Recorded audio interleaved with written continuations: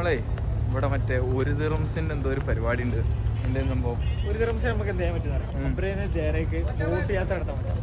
ദുബായിൽ വന്നിട്ട് ബോട്ടിൽ പോകാന്നുള്ളത് എക്സ്പീരിയൻസ് ആണ്. അതെ, നമുക്ക് നാട്ടില് മാത്രല്ല ഇവിടെയും നമുക്ക് ആ പരിപാടി ഉണ്ട്.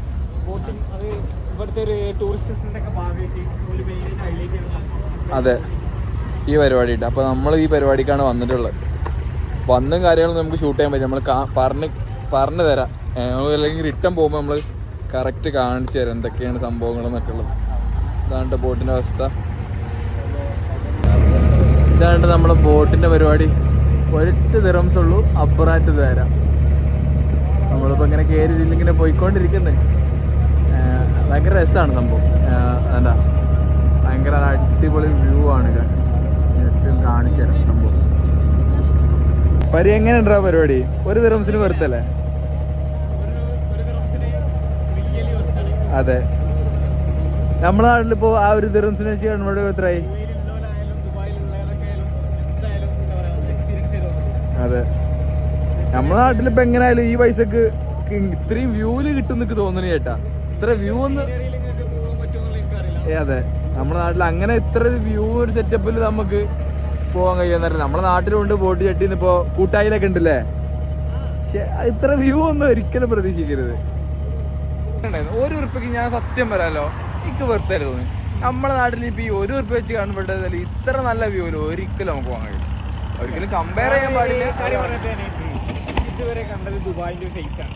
അതെ, ഞാൻ ഇന്നാളത്തെ ഒരു വ്ളോഗിൽ ഞാൻ പറഞ്ഞത് നമ്മൾ അവിടെ പോയപ്പോ JBR കഴിഞ്ഞ പെരുന്നാളിന് വരെ JBR കണ്ടത് ദുബായിന്റെ ഫേസ് ആണ്. കാരണം വെച്ചാൽ പുറത്തുനിന്നുള്ള ആൾക്കാരെ നോക്കി കാണുമ്പോൾ ദുബായ് കാണുമ്പോ വികസിച്ച് ദുബായിന്റെ ഒരു എസ്തെറ്റിക് ദുബായ് എന്ന് വേണമെങ്കിൽ പറയാം നമുക്ക്. അതാണ് എനിക്ക് കണ്ടത്. പക്ഷെ ദുബായിന്റെ അകത്ത് എന്താ പറയാ, നമ്മളെ നോർത്ത് ഇന്ത്യനൊക്കെ ഫീൽ ചെയ്യിപ്പിക്കുന്ന ഒരു സ്ഥലങ്ങളൊക്കെ ഉണ്ട്. ഓരോ സ്ഥലങ്ങളൊക്കെ ഉണ്ട്.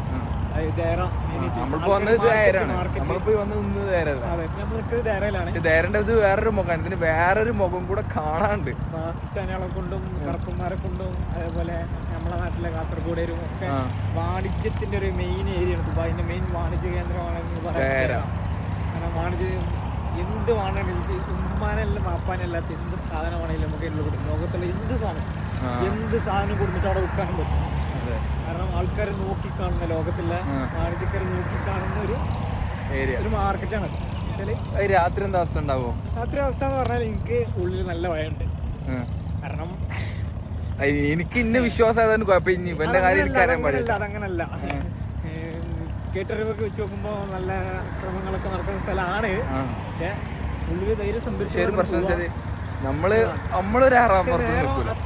വൈകിട്ടൊന്നുമില്ല. നേരെ സമയം ഇപ്പോ 1 മണി ആയിട്ടുള്ളൂ. ഇവിടുത്തെ സമയം 1 മണി.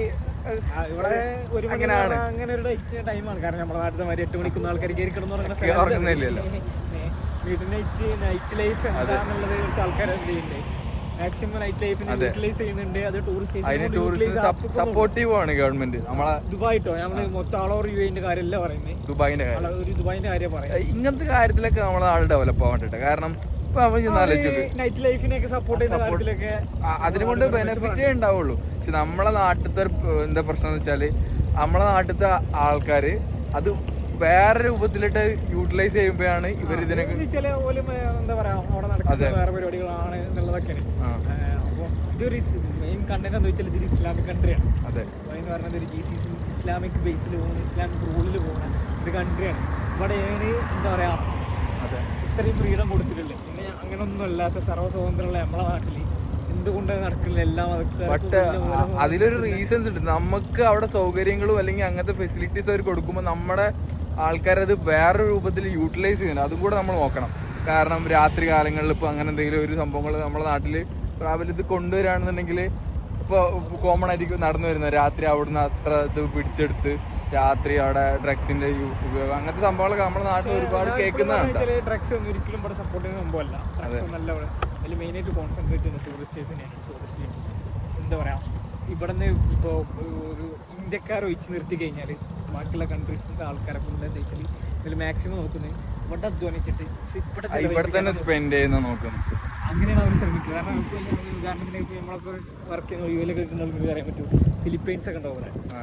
ഫിലിപ്പൈൻസ് ഒക്കെ എന്ന് വെച്ചാൽ ഒരു ഇവിടെ അധ്വാനിച്ച് ആ പൈസ ഇവിടെ തന്നെ എക്സ്പെൻഡ് ചെയ്തിട്ട് കാരണം ഫിലിപ്പൈൻസ് എങ്ങനെയാന്ന് വെച്ചാൽ അവർക്ക് എന്തോണം സാലറി, ആ മാക്സിമം സാലറി അവർ ഇവിടെ തന്നെ സ്പെൻഡ് ചെയ്യും. കാരണം ഞാനൊരു എന്താ പറയാ ഒരു സെയിൽസ്മാൻ ആയിട്ട് വർക്ക് ചെയ്യുന്ന മനസ്സിലാണ്. എനിക്ക് എന്താ ചെയ്യാൻ പറ്റും, അവർ യൂസ് ചെയ്യുന്ന പ്രൊഡക്റ്റ് ശ്രദ്ധിച്ചാൽ മതി. ഈവൻ അവർ യൂസ് ചെയ്യുന്ന പെർഫ്യൂം വരെ ഫസ്റ്റ് ക്വാളിറ്റി സാധനം അവർ വാങ്ങുള്ളൂ. മൈ ബ്രദർ പ്ലീസ് ഡിസ്കൗണ്ട് ചെയ്യൂ എന്ന് പറയുമ്പോൾ നമ്മൾ ഒരു 10 റംസൊക്കെ ഡിസ്കൗണ്ട് ചെയ്ത് കൊടുത്താൽ ഹാപ്പിയാണ്. ഓ താങ്ക് യു മൈ ബ്രോ എന്നൊക്കെ പറഞ്ഞ് നമ്മളെന്ത് ചെയ്യും, നമ്മളെ പെട്ടെന്ന് അട്രാക്ട് ആയി കളയും ഒരേറ്റ്. ചില പെട്ടെന്ന് അടുക്കുന്നൊരു ടൈപ്പാണ്.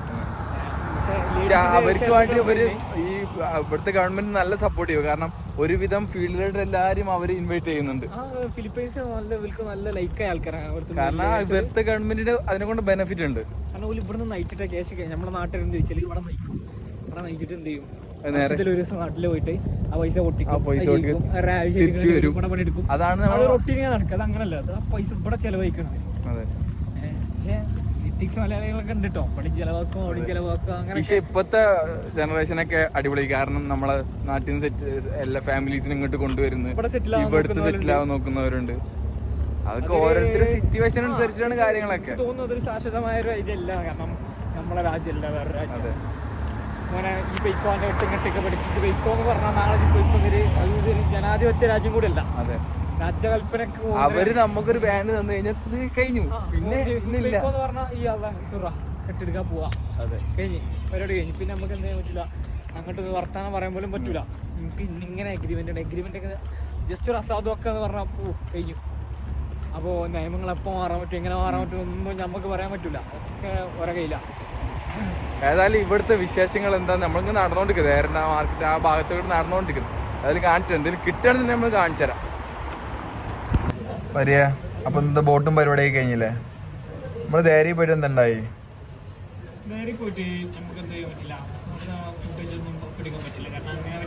അതൊന്നും സാഹചര്യത്തില്ല. കാരണം നമുക്ക് തന്നെ അവിടെ കണ്ണടച്ച് നടക്കേണ്ട ഒരു അവസ്ഥയാണ്. കാരണം നമ്മൾ അങ്ങനെ നിൽക്കുന്ന ആൾക്കാരായതുകൊണ്ട് നമുക്ക് തന്നെ കണ്ണടച്ച് ഇവരിങ്ങനെ അങ്ങനത്തെ ഒരു മനസ്സിലാവും. അതുകൊണ്ട് നമ്മളത് വേണ്ടാന്ന് വെച്ചു. ഇപ്പൊ നമ്മൾ ആ പരിപാടിയൊക്കെ കഴിഞ്ഞ് റിട്ടേൺ അതേപോലെ ബോട്ടിന് വന്നു. അതെ അതെ അതെ അതെ അതെ. ചിലവർക്ക് അതൊരു ഭയങ്കര ത്രില്ലാവും കാണുന്നവർക്ക്. അതെ, അങ്ങനെ അത് വേണ്ടാന്ന് വെച്ചാ നമ്മള്. അപ്പൊ അങ്ങനെ ഇപ്പൊ നമ്മളിതാ ഫുഡ് കഴിക്കാൻ വേണ്ടി ഇവിടെ വന്നിട്ട് സമയം ഒന്ന് കാണിച്ചെത്ര ദുബായ് സമയം 2 മണി. ഇപ്പൊ നാട്ടിലൊരു 3:30. ഇതാണ് ഇവിടത്തെ സിറ്റുവേഷൻസ്. ഫുഡ് പറ്റാ ഞാൻ കാണിച്ചുതരാം. വന്ന് സാധനം വന്നു. എന്താണ് നമ്മള് പറഞ്ഞിട്ടുള്ളത്? അതെ, ഇവിടെ അതിന് വേറെ എന്തൊക്കെ പറയുന്നത്. തിന്നോക്കട്ടെ, തിന്നിട്ട് ഇനി നമ്മള് തിന്നുക. നേരെ വലിഞ്ഞ് നടക്ക റൂമക്ക്. ബർദുബായി എന്ന് വേണമെങ്കിൽ എന്തെങ്കിലും ക്രിയേറ്റീവ് എന്തെങ്കിലും നമ്മൾ കാണിച്ചില്ല. ബർദുബായി ഞങ്ങൾ കണ്ടിട്ടില്ല. അല്ലെങ്കിൽ ബർദുബായി നമ്മൾ വേറൊരു വീഡിയോ സെപ്പറേറ്റ് ഇറക്കി തരാം ഇനി ആയിട്ട് ഒരു ദിവസം ഇറങ്ങുമ്പോൾ. അപ്പോൾ ഏതായാലും